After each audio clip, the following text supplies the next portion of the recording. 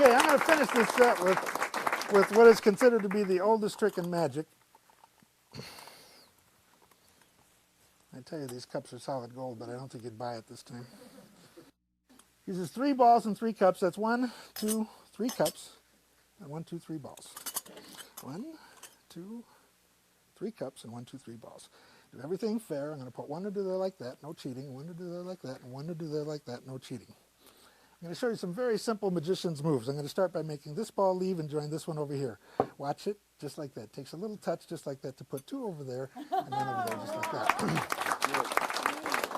Now, if I wanted the ball to go over here, what I have to do is reach through here and take it, drop it back in that cup. That leaves just 1 there. Take it out of this cup, drop it in there. That leaves 2 there, and of course, down there. I'm going to do it again, and this time I'm going to do a very unusual move. This is called the double touch. I put 1 into there like that, 1 into there like that, and 1 into there like that. Touch, touch, touch. That leaves none there, and all 3 right in the middle, just like that. Now, you know, I've studied this trick, and it's kind of confusing because there's so many objects. There's like 3 balls and 3 cups. That's 6 objects. And so I thought that's too confusing. That's too hard for people to follow. So I'm going to do it with just 2 cups and 2 balls and 1 hand. Cup, ball, brush, goes through just like that. I'll do it again. 1 hand. Cup, ball, brush. The ball leaves there and goes right through there. 1 more time. Cup, ball, brush, right through just like that.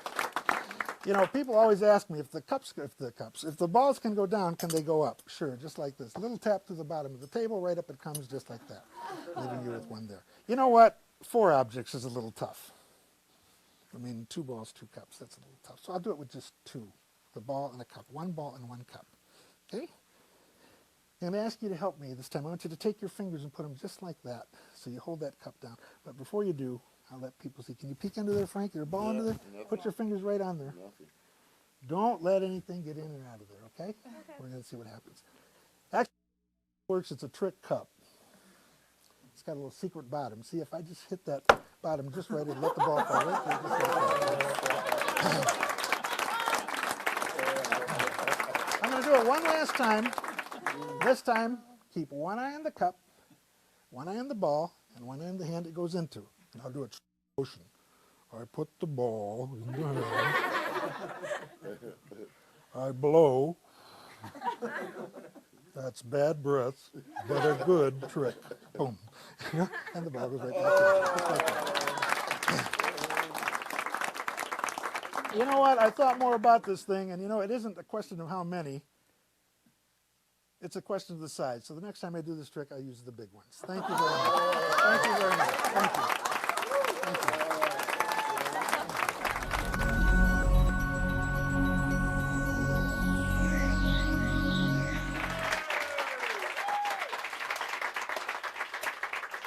You've heard the expression, it's the oldest trick in the book.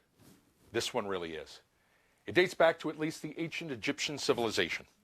There are hieroglyphics on the walls of the Great Pyramid at Cheops depicting Egyptian conjurers performing this very effect. Now, the Egyptians, they used clay pots and stones.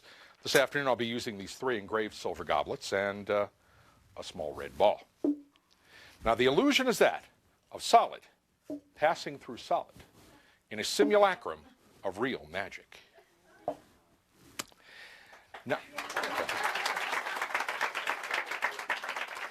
from the Egyptians, we move on to the Greeks and the Romans. Now, in the Roman civilization, it wasn't done as entertainment. It was done as a wagering game. It was actually the precursor of the old 3-shell game. You know, the one with the 3 shells in the pea? In this version, the peas are a little bigger. But the game is still the same. The operator would secrete the ball beneath one of the cups, mix them vigorously around the table, and ask one of the onlookers to place a wager and guess under which cup the ball reposed. Which cup do you think the ball is under? Cup number 1, cup number 2, or cup number 3? The choice is yours. 2. Cup number 2. Let's have a look. Good guess. Fortunately for me, you had not placed a wager. Now, it was several hundred years before it came back into the realm of entertainment. And when it did, it was performed in a way more closely resembling that which we see today. That is to say, with 3 cups and 1, 2, 3 balls. I hate to see people lose. Yeah. As we move into the 1700s, we had magicians like Isaac Fawkes and Matthew Bookinger. They would take the ball invisibly with the tip of the wand from beneath the center cup, give it a little squeeze, causing the ball to vanish from beneath the center cup and appear under the cup on my left-hand side.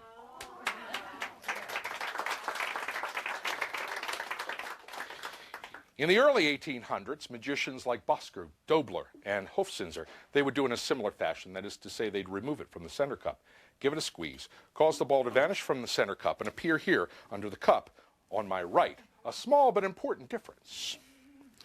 Now, as we move into the later 1800s, we have magicians like Bertram, Chapender, and Mellini. They took a page from the Egyptians. That is to say, they would stroke the cup with a wand, causing the ball to penetrate through the cup and join the other 2 beneath.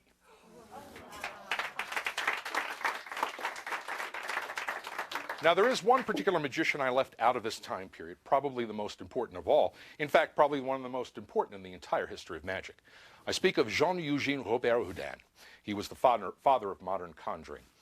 Robert Houdin did do the cups and balls. In fact, his routine survives in print to this day. With your kind indulgence, I'd like to perform some passages of his cups and balls routine. It has been asserted by many, not the least of which the celebrated Erasmus of Rotterdam, that any material object can only appear in one place at any given moment. I maintain, on the contrary, that any material object can be in several places simultaneously and may in fact be nowhere at all. I shall make use of the certain pieces of apparatus called cups or goblets for this important correction of the human intellect. These objects, like all with which the universe has furnished, have names. The first is Branca Ferra, the iron fist. The second, or to quote the eloquent Cicero, the one in the middle, that is passapartutto, passes through all obstacles. The third or last, or for your better comprehension, the first from this end, that is più presto che il vento, swifter than the wind. Ladies and gentlemen, the cups and balls of Robert Houdin.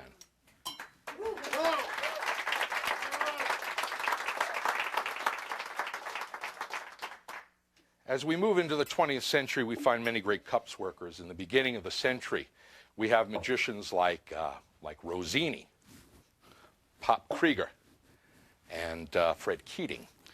In the latter part of the century, we have magicians like Luxor Galli, the incredible Fred Capps, and Michael Amar.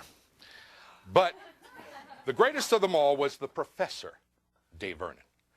Now, when I was a young man in 1968, I went to my first magic convention, and the featured performer and lecturer was Dave Vernon. A 14-year-old boy can scarcely appreciate the genius that Vernon was, but I had the good fortune to see him perform and lecture many times over the ensuing years, and I got to spend time with him personally, talking with him, learning from him. This routine, in essence, is Vernon's routine for the cups and balls. And the professor always believed that every good cups and balls routine should have a big finish. And so, this one does. Thank you.